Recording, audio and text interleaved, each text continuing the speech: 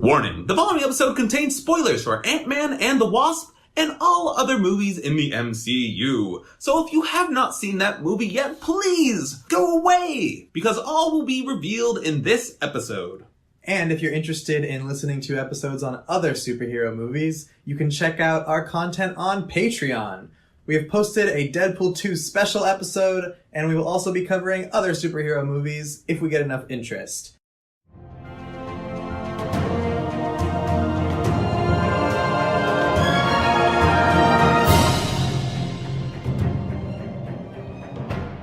Hello, I'm Henry. And I'm Trey. And welcome to Marvelous, a Marvel Cinematic Universe podcast, where we go through the entire MCU movie by movie, show by show, but not today, because today we are talking about Ant-Man and the Wasp. It takes two heroes to make this movie, and it's our second special in a row. It's crazy! And this is the first episode that me and Trey are actually recording together in the same room. So, if it sounds a little bit different than usual, that is why. We actually saw the movie together, too! Indeed! We haven't seen a Marvel movie together in quite a long time. No, we have not. And we also had the third person in our trio, Erin, with us. She was indeed. It was a good time. But, anyways, back to the movie. Trey, what did you think of the movie? I liked it, though not as much as the first one. What about you? I feel about the same. I really liked it. A lot of it was really funny. Some of it felt like they were trying a little bit too hard to match the original one. But the villain was much more compelling than the first one. True. And this movie also had like 3 villains, which was different. I mean, not villains, but antagonists. It had a trifecta of opposing forces, which was cool. Yeah, it was really interesting to watch the push and pull dynamic from all these different angles, whether it be the government, or Hank trying to hide their lab, or Scott Lang and trying to manage his family, or Sonny and these weird evil dudes. And the main villain, Ghost. Oh, sorry, yeah. And Ghost and Bill Foster, who, Ghost is kind of evil, this secret assassin from back in the S.H.I.E.L.D. days who's losing her body through quantum issues. I like how in the movie they make a joke about them just putting quantum in front of everything, and yeah, this movie's science is real weak. I feel like Ant-Man has the weakest science in the Marvel Cinematic Universe. I mean, like, sure, it's all sci-fi, fantasy, superhero stuff. This stuff isn't real, but at least try a little better to fake your science. Like, even their explanation for Pym particles doesn't make sense. Like, it changing density, because, like, Hank can carry a tank in his pocket, but it has the same mass, so what? I feel like you should clarify a little further what you mean by that. Okay, so what I mean is, in the first movie, they explained it, that what Pym particles do is change the distance between particles in a molecule, like electrons and stuff, which makes things get bigger and smaller, which is how his power works. But somehow he can, like, stand on an ant without killing it, or Hank can put a tank in his pocket, or carry a whole building like a suitcase. They just never mention that density or, like, something about the mass has changed. It just doesn't make a whole lot of sense, and they could make it make more sense. And in this movie in particular, they just keep saying quantum this, quantum this, quantum this, and that's an explanation for everything, I guess. Yeah, I like how he's so heavy that he falls through the floors, mini floors of the building, but then he can ride ants. Yeah. Also, Ghost should be falling through the ground constantly, but whatever. Okay. Anyways, that's just a minor gripe I have with these movies, but I still like them. I'm just pretending that Hank lied about the science and that there's more information, or he just doesn't understand them. Like in the comics. In the comics, Hank doesn't understand it that well. And other people are like, oh, this is how it works. Really? Yeah, apparently it's like some higher force is like, oh, Hank didn't even understand. It's controls like the size and the density and the durability and all of these things. But Hank's supposed to be like the super genius. Yeah, but he's a super genius among humans, and humans aren't the most intelligent race. Interesting. Also, as far as the hierarchy of intelligent people on Earth, I don't know who's smarter, if it's Hank Pym or Tony Stark or whatever the Fantastic Four guy is. Well, he doesn't exist yet. Yeah, but I don't know who's the smartest. I guess Bruce Banner should be included in there too. Yeah. It doesn't matter. Whatever. Let's talk about the actual movie. Yeah. I feel like the most notable thing to start on is that we learn about Ant-Man's status after Captain America broke them out of prison in Civil War. Indeed, and they explain the entire history of his 2 years being gone, most of which he spent in his house on house arrest. I still find it really weird that he was broken out of prison, like the most secure prison ever, and then just apparently went back to the police and was like, I'm just gonna turn myself in and I want house arrest instead of the raft. I think it's kind of understandable. Like, he could have explained that he was kind of just dragged along for the ride. He wasn't even an Avenger before. He just wanted to help out. And all he cares about in the world is his daughter. And please just let him be near his daughter. And I think it's not too unreasonable. I don't know. They kind of imprison them in, like, the most crazy maximum prison immediately, like, no matter who they were, right away. So it seems weird that now it's, like, totally fine to just be like, well, I guess since you explained yourself and you weren't really that involved, we'll just put you under house arrest. Yeah, I guess. I don't know. I never was too concerned by it.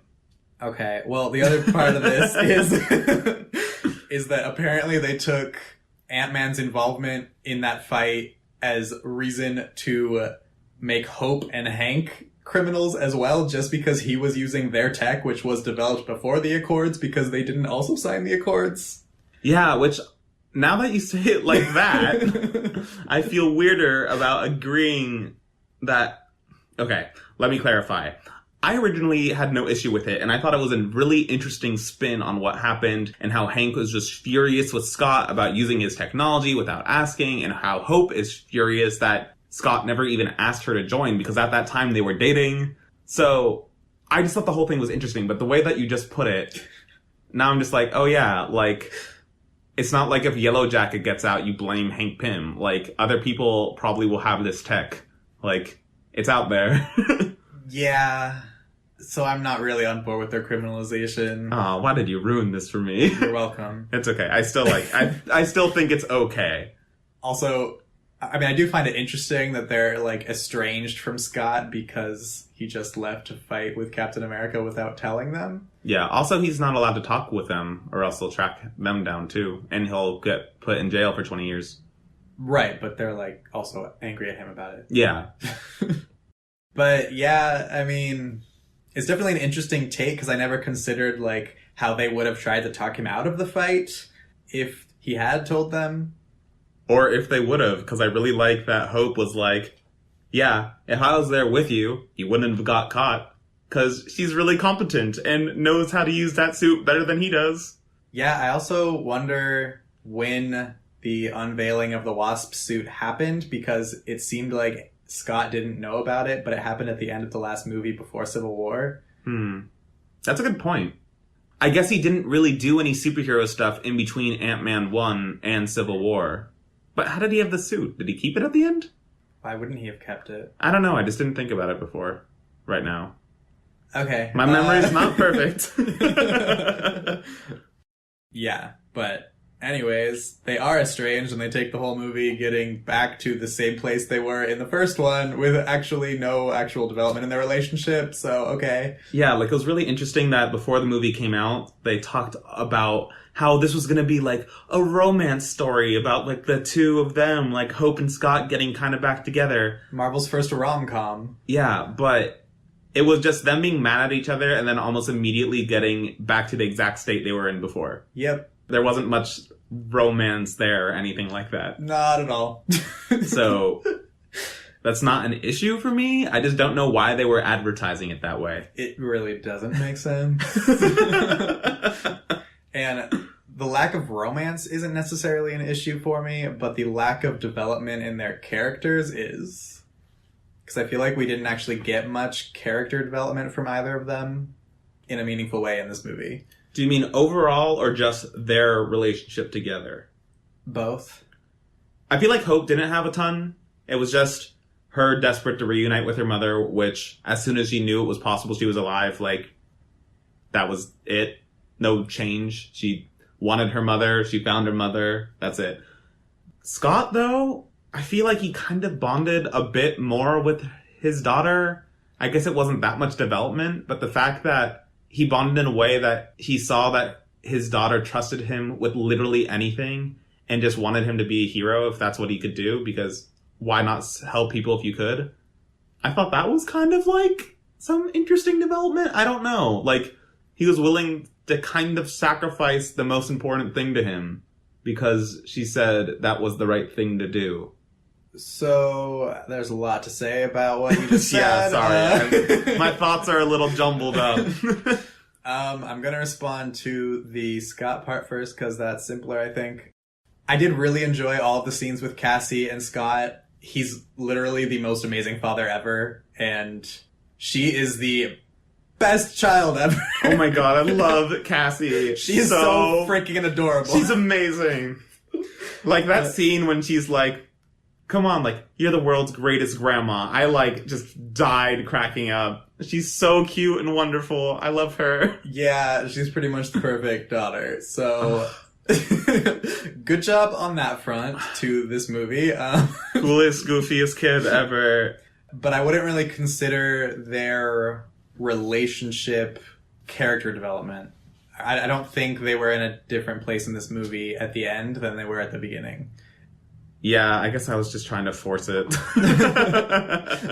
But my response to the hope part of what you said is I think that's actually what I'm most disappointed about for this film, is I thought Wasp was going to be much more of a starring role and actually, like, more significant. I mean, she's the first female character we've had that's actually in the title card. Yeah. And I didn't feel like this movie really gave her that much to do or gave her that much character in general. She did, like, a really good portion of the action, though, which was really cool. But yeah, I agree. Her story was very simple. And honestly, I feel like Hank was doing a little bit more of it because, like, he's actually the one who went down to the microverse to get Janet. And I agree. Yeah. But the action scenes with her were cool to see. Super cool. And it was nice seeing how capable she was as a hero.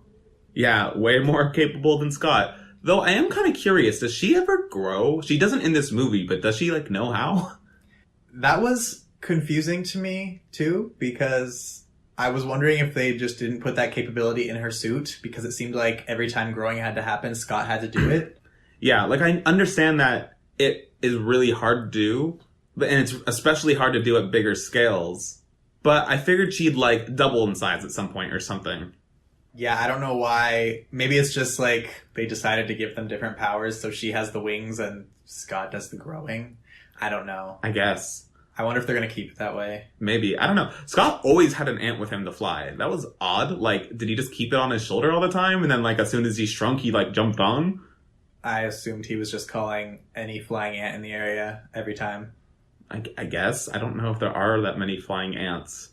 I think they have to bring them with them. It's like some special ant. I don't know. That is what seemed to be happening, because he wasn't just carrying all these ants. They were, like, being called to him. Well, especially towards the end, they had a whole swarm of them, like, helping them out. So, I don't know. Yeah. There were a lot of ants in this movie. There were a lot of ants in the first movie as well. Yes. That is what happens when you are Ant-Man. Well, I mean, that's the thing. Like, Hank Pym is, like, the Ant-Man controller of ants. Scott Lang doesn't really control ants all that much. He just rides them.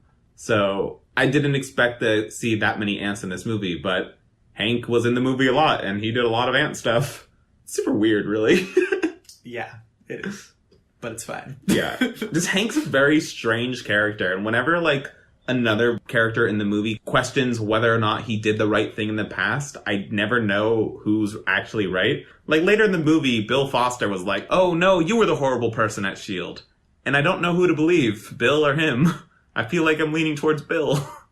Yeah, I see what you mean, because I definitely think he's much more of a morally complex and morally gray character. Like, or at least I felt that way after this movie. Like, he's not just a good guy. But yeah.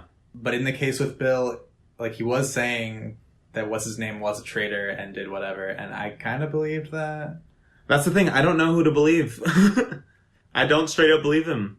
I didn't really see Bill as that big of an antagonist other than the fact that he hid Ava and Ava was doing shady things, but he was constantly trying to control Ava. And when she was going to go too far, he just said, no, I am not helping you with that.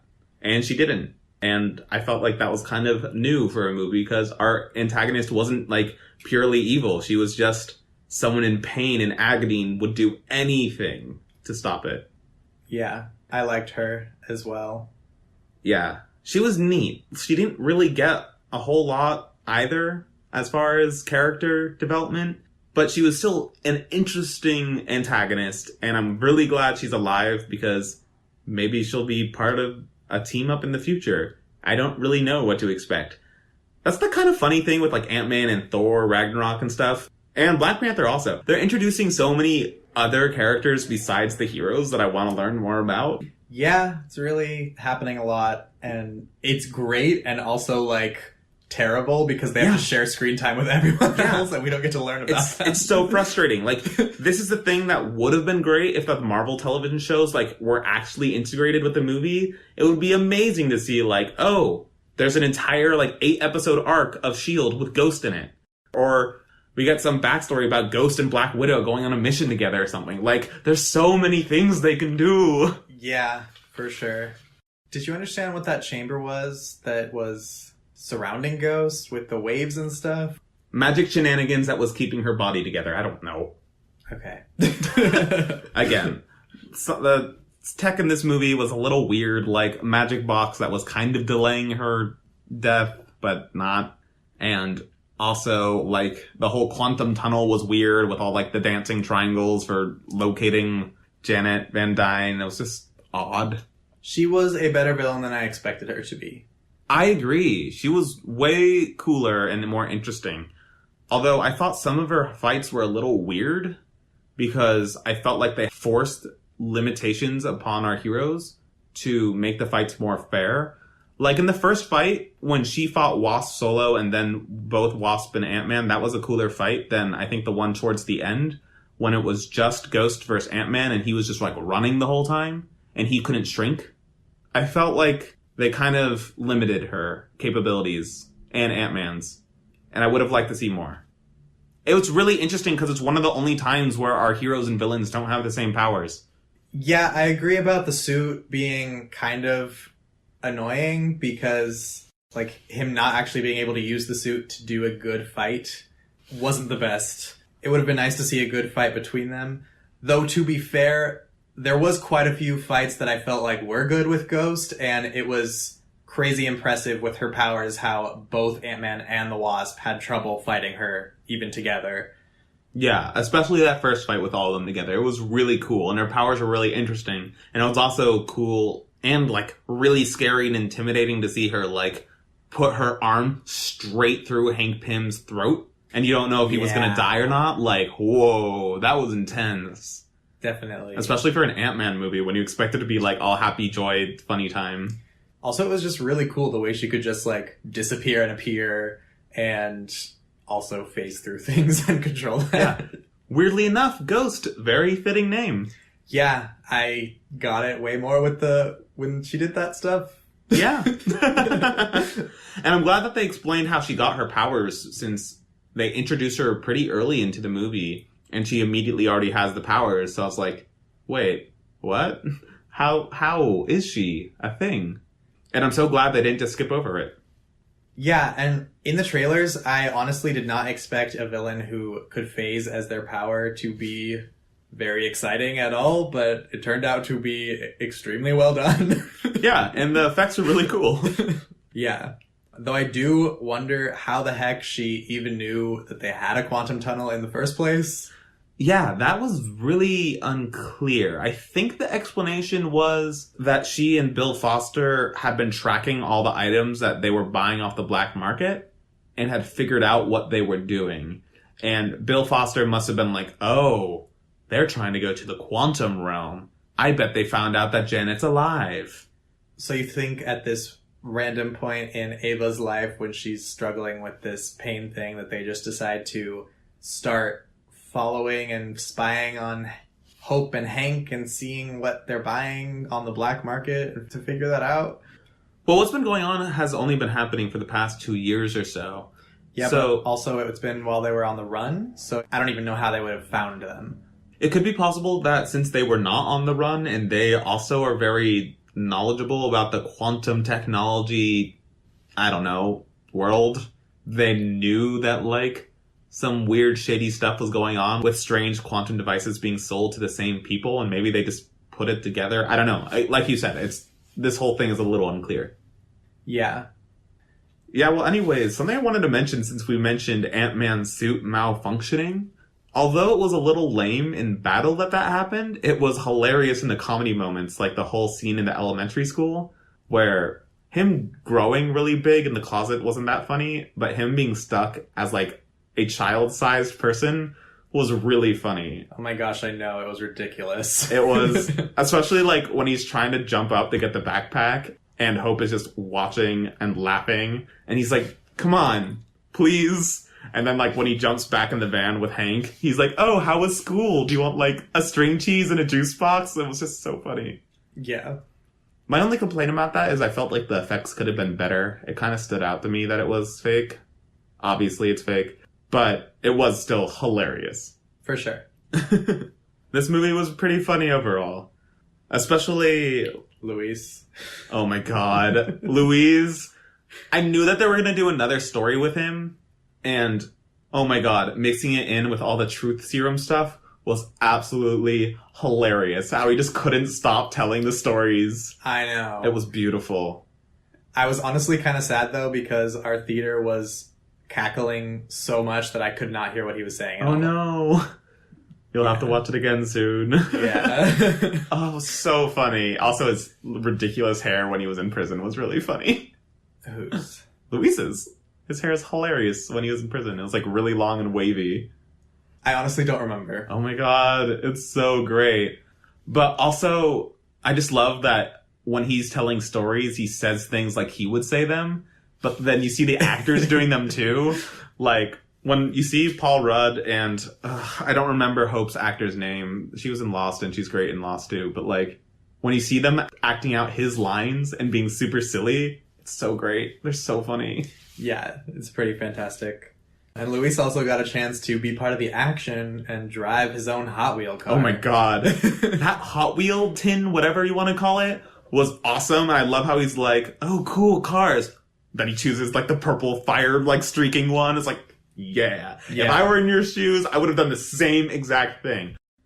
Yeah, it was surprisingly cool seeing the cars shrinking and growing and that, like, the car chase scenes with that stuff. I didn't think I would care about that, but it was actually pretty exciting. Yeah, I remember being really hyped about that after seeing the trailer, and I was extra hyped once I actually saw it in action. It was so cool. And also, like, one thing that's really weird about the Ant-Man movies to me is that they take place in San Francisco, and there was also a scene in this movie in Berkeley, which was weird because we went to Berkeley, so I knew where they were, and it just made me feel really weird about this movie. Yeah, it was also extra weird because it was like our reunion of our Berkeley pals who all went there, and this movie showed where we all were. Yeah, it was weirdly fitting, but it's just weird. I was a little uncomfortable, to be perfectly honest. Sometimes while seeing movies, if I know where they are, it feels a little weird. Yeah, but also cool. Yeah. I don't know if that classroom was actually at Berkeley, though. Do you? I think it was because I've been in classes with all those things on the walls. I haven't been in that building, if that's a Berkeley building. I want to say what it's called, and I am only coming up with Ermin, which is our floor name, which isn't correct. It's not that. But, like, also when they went down the winding road in San Francisco, I don't remember what it's called, but I've been there a few times. Like, myself, when I wanted to see it, then with other people when I was showing them when they were visiting. So the fact that they had a little scene take place there was just really cool. And, like, as soon as Hope mentioned that, like, she had, like, a good path to, like, screw them up, I'm like, I know exactly where they're going. And it was cool. I didn't know that was an actual place in San Francisco. Oh, yeah. Yeah, it's real. It's really annoying to drive down. I guess that was the joke. Yeah. And it takes a long time. There's always annoying traffic there because everyone wants to go there just, like, as a sightseeing thing. Yeah. Thinking more about Sonny's gang. Sonny, that weird guy, I really don't like saying his name. He's not a very sunny person. No. He has a cool car, though. A very good car for, like, a black market gangstery kind of guy. I didn't notice. It was, like, all white but cool with, like, golden rims. I'm like, that's fitting. I would never drive a car like that, but I like it for you. You deserve it. Sure. I don't care about cars. I don't really either. I'm like, oh yeah, he has a cool car. Cool. But I was just thinking, I wonder... Like, I do think it was really cool having all the different forces just at every turn. Like, oh my gosh, we have so many things to worry about. But at the same time, I wonder if it might have been a better film if they'd given Ghost more screen time and complexity and made it less about Sunny. Yeah, that was funny. Like, in the final chase scene, like, Hope sees him and she's just like, wait, you guys are still here? And, like, kind of everyone in the movie could be like, wait, they're still involved? I mean, it's very clear that he's still involved because he got that FBI agent to tell Jimmy Woo where all of them were in the forest, and they caught Hope and Hank. And that is why Sunny's still involved, but still, like, why do we need you here? Yeah. Don't we have enough? But whatever. Yeah. It gave us more action, I guess. Yeah, and since you mentioned Jimmy Woo, should we also talk about him? He was funny. He was funny. Though it's kind of weird that everyone was speculating about him being a SHIELD agent, because it's a SHIELD agent in the comics, and then he turned out to just be an FBI agent and had nothing to do with SHIELD in this movie, so alright. I didn't join in the speculation before, so I hardly even knew about that. But he was funny. I thought it was good how he had that funny scene with Cassie explaining the Sokovia Accords and why Ant-Man was in house arrest. And it was a funny, quick way to get the movie started. Yeah, it was funny. And he was a pretty likable FBI agent, which almost makes me feel sorry for him that pretty much everything he accomplished in this movie failed. Yeah. Though he had like a bunch of little really funny scenes, like after he's amazed by Scott's magic, you see him later trying to learn how to do it. Oh, yeah. And how he's, like, actually super mystified by it. And, like, later on when Scott's, like, trying to distract him, like, by jokingly asking him when he'd see him around. And he's, like, super confused by it. But then after, he's like, wait, do you want to get, like, dinner or something? Like, that was really funny. Yeah. It was really great. Oh, poor Jimmy. Aw. Maybe one day, bud. Yeah. Also, this movie opened up the path to the microverse, which I honestly thought was going to be a much bigger part of this. Yeah, right? Oh my god, I thought that was going to be a huge part of the movie, and it was going to be like a whole world to explore. And instead it was relegated to like the very end climax. Yeah. And I guess Janet has powers now, but like when we first see her, she's like dressed up like this ranger who's like barely surviving, and it looks like she has a staff or a bow and she's been fighting off evil villains all the time. And then they never acknowledge it. Yeah, and I really thought we were going to get a lot more character development for Janet and actually like see the dynamics with their family and with Hope and just like pretty much all around. I think the character stuff in this movie is lacking, from what I mentioned before with Scott and Hope to Janet's character to like everything that I thought we were going to get that we just didn't get. Yeah, I was really intrigued by the fact that Janet had aged. I was thinking that they were going to keep her the same age because like the whole thing is like in the microverse time works differently, but she like aged exactly how much she should have aged. Yeah, I agree. That was really weird. I mean, I had a feeling going in that something had to happen like that because they cast an actress who's already that age. Yeah. But seeing it in the movie still, like, when time is supposed to be all wonky in the microverse, and it just happened to be exactly the same as real life, it's like, what? Yeah. Speaking of which, their de-aging technology for her and Hank in the movie is fantastic. Yeah. Like, they did it in Ant-Man 1 a little bit, and they did it in Civil War a little bit. And both times it was really good, and this time was also exceptional. And I'm really curious what they're going to do with Captain Marvel, since Fury's going to be there, and Coulson. But I don't think they need to de-age him as much as Fury. Yeah, it's going to be strange. Yeah, because it's going to be a whole movie. But now that I think about it, they might not have that big of a role. I don't know, it sounded like they were going to, but maybe not. Anyways, back on track. It was really well done, and I really was expecting there to be a whole ton more microverse. And we'll go more into the after credits scene later, But I thought that was going to be the explanation for why Ant-Man wasn't involved with Infinity War, and it wasn't. Nope. Well, kind of it is, but only for him. Well, we don't know if it is. Sure. Because literally, if 50% of people are getting snapped and everyone else got snapped, he could have not gotten snapped either way, or it could have been because he was in the microverse. It's unclear. Yeah, which is another whole confusing thing, because I'm guessing there is some kind of world in the microverse. So did half of them die too? Is it actually a different dimension? What is it? I don't understand. I don't know. And all the things we thought we were going to learn about in this film didn't happen. So maybe the third film, or maybe we'll just never learn about it. Yeah, I really thought it was going to be a whole lot more like Doctor Strange, where like they really opened up a new like dimension of the universe, and it doesn't really seem like it. Well, also, the actors were saying that this movie would be a game changer, like in terms of opening up whole new worlds for the Marvel Universe. So maybe they will go into it in other movies that aren't Ant-Man. I'm not really sure. There's still Ant-Man 3, and I'm betting they're going to go down there again. Yeah, but I guess I just find it strange that they would say that this movie's a game changer when it's like, but you barely showed the microverse at all. I agree, 100%. Yeah. Anyways. One thing that's really unclear, and I really wish we got more of, was what is Janet's powers? Like, she channels quantum energy or, like, stabilizes it or something? Sure seems that way, but who knows? Yeah, I really wish we got a little bit more of an explanation for that, because especially in the after credit scene when Scott is going back to the microverse to collect more quantum energy to help heal Ghost. Like, Janet was healing Ghost herself. Why did they need more of the energy? Did she run out of her quantum juice? Like, yeah, that was pretty weird. Yeah, and confusing and Yeah. nonsensical. Yeah, it felt like they just needed a certain situation to happen, and that's how they decided to do it, and I'm not a big fan. Honestly, they could have done what I thought they were doing, which was going into the quantum realm just to get the healing rays in general to help people heal, not just for Ghost. And that would have made more sense to me. Yeah, but I don't think the healing rays help anyone other than Ghost. I don't think it's actual healing, it's just stabilizing for her. Well, they said to go get the healing rays, which made it sound like it was healing magic. Yeah, it was very unclear. Quantum! It does anything!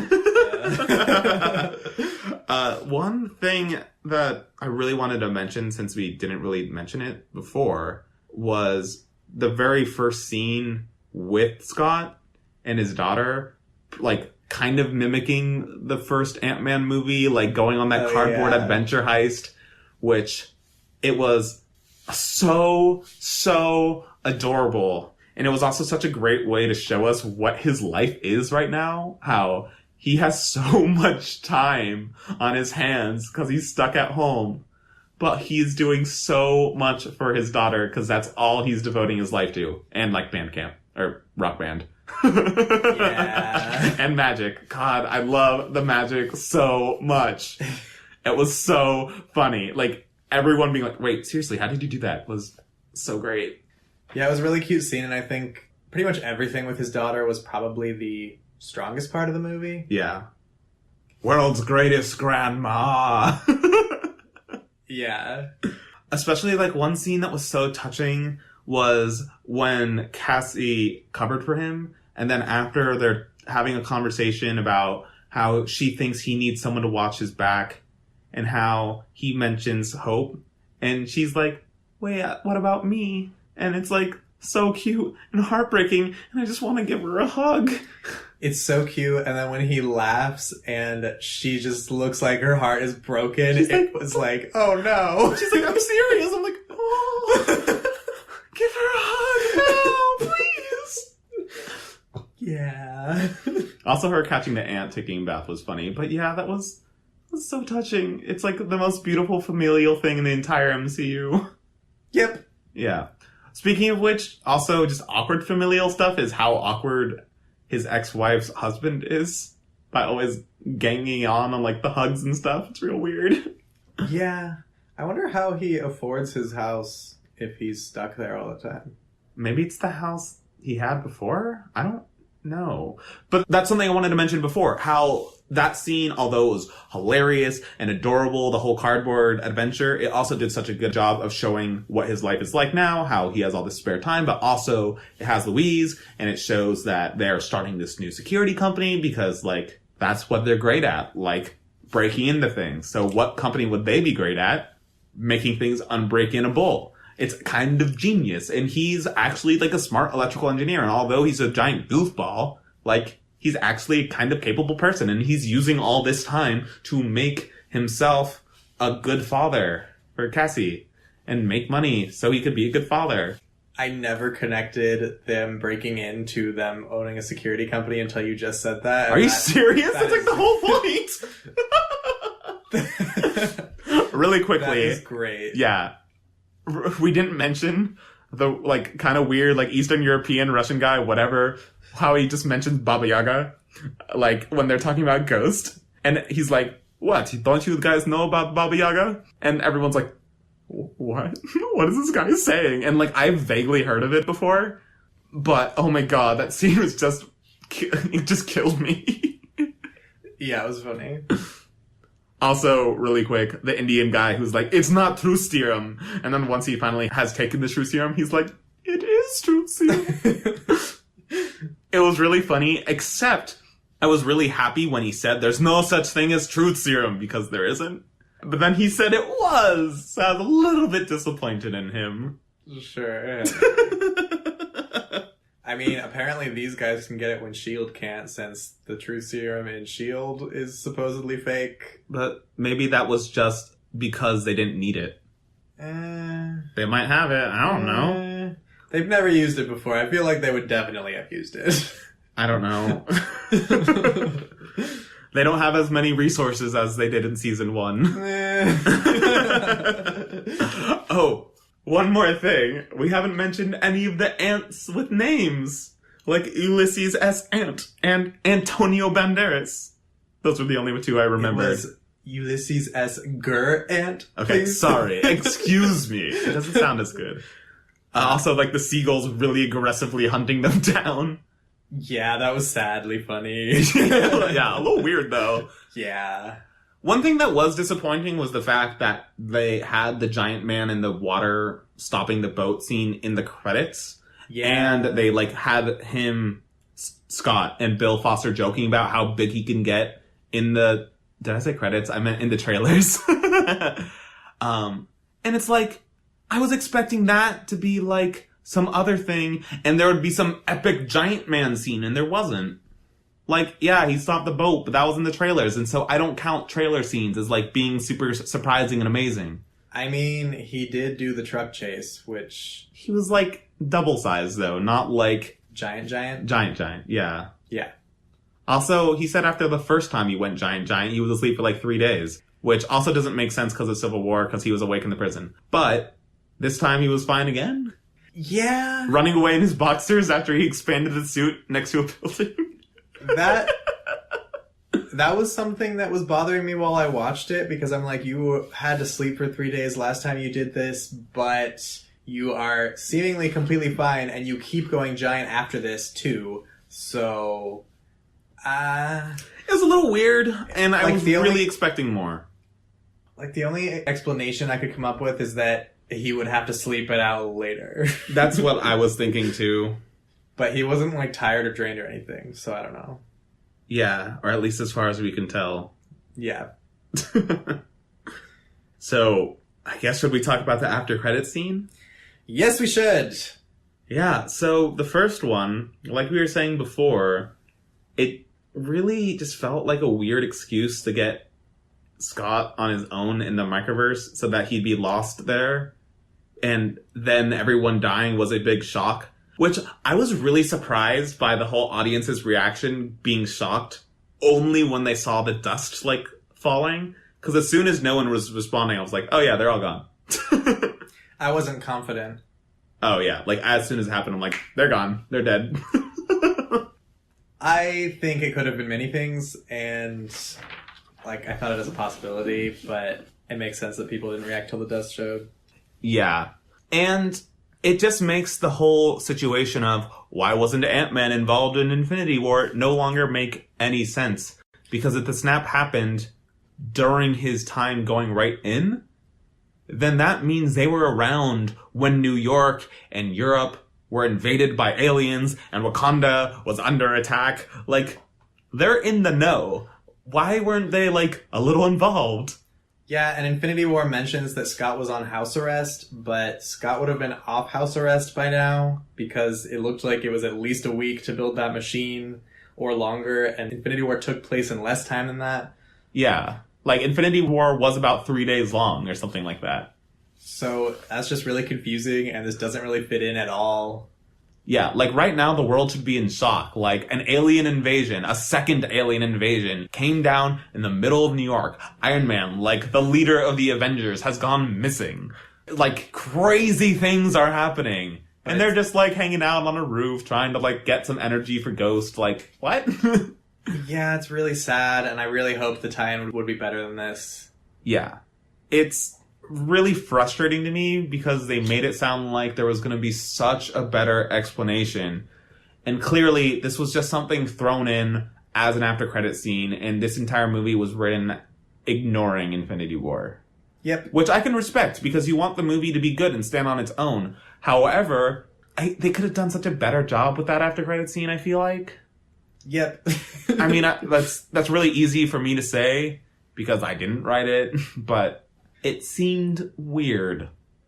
A whole different problem that I have with it, too, is something that a lot of people were mentioning before the movie came out, is that, like, a lot of people were saying they can't snap Wasp because this is, like, her debut, and it would be really weird to have her debut as a hero and then snap her away so she's not even involved in the actual team-up or anything after that, which is exactly what they did. And also, the original Wasp, Janet, who they spent the whole movie getting back, is snapped, which doesn't really matter because they're all going to come back, but it's just like, okay. Yeah, it was weird. But I did like that Ant-Man and the Wasp will return. And then a question mark slowly appears. That was cool. Was That it? was a little cute. Was it? That was cute. Was it? I remember in the theater, people were like, you can't do this to us! Yeah, but obviously they're coming back. I know. So whatever. But yeah, it's not what I was expecting. I was really expecting, like, maybe all of them lost in the microverse or something. So just Scott, for these reasons of just, oh, we're just getting some magic juice for Ghost, felt weird. Especially, why wasn't she there? Yeah, though I do have to say that snapping them all was a shocking choice, to say the least. Yeah, for sure. But as soon as Scott went down alone, I'm like, that's gonna happen. It's gonna happen. Interesting. I wasn't expecting that. I just didn't think they would kill all of them off when only 50% of people are gone, but so it still surprised me. Yeah. A quick warning, for the next minute we talk about some information that has been going around about Avengers 4, so if you want to be completely spoiler-free, I would skip ahead. But another minor detail that I wanted to mention in this scene is that Janet mentions to Scott to beware of falling into a time warp, and that made me wonder if they were going to do something with that in Avengers 4 with time warping. Yeah, and especially with Cassie throughout the film being like, I want to be a hero like you, and I want to be your partner, and some rumors that have been going around, it seems like there's a good chance that an older version of her is going to be involved in Infinity War Part 2, which will be really interesting because I can't imagine another actor playing her. True, and I would say more because I've heard other things about Avengers 4, but... I told him I don't want to know. And somehow Henry has managed to not learn anything, so... I will not explain how things are things. I'm trying to go in spoiler free. I didn't even want to know about this. I guess we should talk about the other after credit scene, or did you have more to say about this one?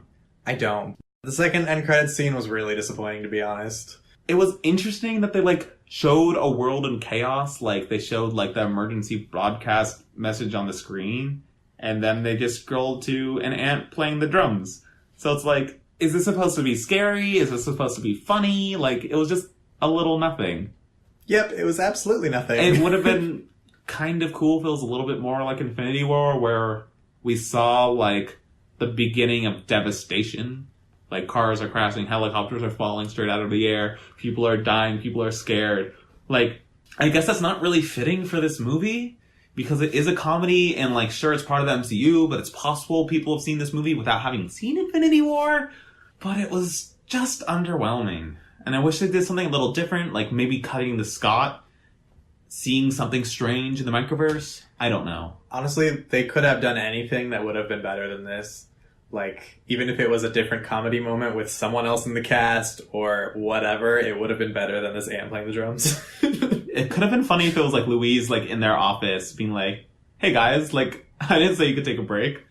Yeah. It'd be really sad, but maybe if they cut it away fast enough, it could be funny. Yeah. Anyways, so thoughts overall? I liked it. I really do wish it was a bit better, but we've just gotten off a streak of crazy good movies. Like, Spider-Man Homecoming, Thor Ragnarok, and Infinity War. Some of the best Marvel movies ever. Black Panther, if you've listened to our other podcast on that, it was kind of average for me. Not super impressed. So this one, it was good, but, like, it just can't compare to those. So it left me feeling a little disappointed, but, like, only because it wasn't as big and crazy as all these other ones. And after all these really big and crazy movies, I kind of feel like we needed the break. That's funny because I'm disappointed in it in an entirely different way. All we do is talk about how movies disappoint us. I swear I like this movie. It's awesome. I liked it too. I just, like, I understand Ant-Man being the small... It's the movie of the small guy. And it's more about the small moments and the comedy and the characters and whatnot. So the reason why I'm disappointed is because we didn't get a lot of that development that we wanted with the characters and the smaller stuff. And the things that are important for Ant-Man are the relationships. And in addition to the microverse that we were hoping they would explore more. Yeah, especially because in a sequel, you really expect them to dive into the characters and their psyche and what they're going through a lot more and see them develop. Because the first movie is their origin. Who are they? How do they get their powers? Let's go on a kind of fun adventure. And the supervillain that they're fighting against is almost certainly going to have the exact same powers as them. In the sequel, you expect to be like, all right, it's a little darker maybe. Like, this character's been through some rougher stuff. They're kind of trying to get through, like, some hardships. Or now that they're a hero, it's like, it's changed their life. Like, where are they now? You want some more depth, whereas this one was just another fun action film that didn't really do anything else. Yeah, and like you were saying before, like, all the different parties interacting was, like, really cool and interesting, and it was fun, and it was always engaging. But, like you also said before, it just didn't leave that much room for our main two protagonists. Or any of the others, like Janet. Yeah. Oh my god, we didn't mention the scene of Janet taking over Scott's body. We did not. Oh my god, that was really funny but weird. Yeah. Yeah. Like, I was really surprised by how chill Hank was about it. I know. Like, Hank, like, was such a jerk to Scott the whole movie and, like, so uncomfortable around him. Also, him being really funny about him and Hope dating was great, too. But, yeah, he was weirdly okay with that. Yeah, he's like, oh, I don't care if you're in Scott's body, let's hold hands. I kind of feel like it's because, like, they've experienced things like this before. He's like, Janet, this is totally a thing she would have done. Somehow in the quantum realm put an antenna in his brain, like, and that somehow controls him? Sure, who cares? Science mumbo-jumbo doesn't make any sense. But the fact that he just went along with it so fast was funny. Yeah. Yeah. I think they should have kissed. Oh, that would have been beautiful. He did kiss Hope on the forehead, though, and I think call her Jelly Bean. It was beautiful. Sure, so beautiful. Yeah. So, I guess that's the end of our episode. Yep. So, if you want to follow us on social media, you can find us on Facebook and Twitter at Marvelous MCU. You can find us on Instagram at Marvelous MCU Podcast, or you can send us an email at marvelousmcupodcast@gmail.com. And wherever you listen to this podcast, whether it be iTunes, YouTube, Spotify, whatever, please like, rate, review, submit a comment, share it with a friend. Anything you can do to help share and promote this podcast is a huge help to us.